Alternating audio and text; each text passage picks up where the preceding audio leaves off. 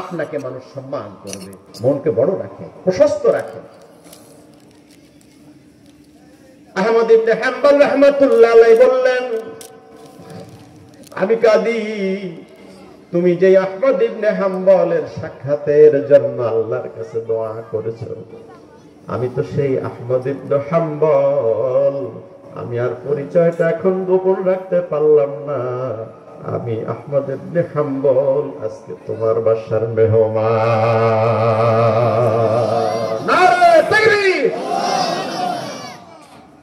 আল্লাহর ওলি যারা হয় সরল সহজ হয়, আল্লাহর ওলি যারা হয় তারা নিজেদের গোপন রাখে। আহমদ ইবনে হাম্বল আল্লাহর এক ওলি, আর এই রুটি বিক্রি করেন নেওয়ালা সেও আল্লাহর মহান একজন ওলি। জোরে বলুন সুবহানাল্লাহ। যেটা বলতে চেয়েছি, এত বড় আল্লাহর ওলি হয়েছেন, সব সময় তাওবা করেছেন, ইস্তেগফার করেছেন, মৃত্যুর জন্য প্রস্তুত থেকেছেন, রেডি থেকেছেন। আর আমরা মৃত্যুর চিন্তা করি না, আমরা শুধু দুনিয়ার চিন্তা করি। বাল তুসিরুনাল হায়াতাদ দুনিয়া ওয়াল আখিরাতু খায়রুন ওয়া আবকা। দুনিয়ার তোমরা খুব দাম দাও, মূল্যায়ন করো, দুনিয়া দুনিয়া নিয়ে থাকো।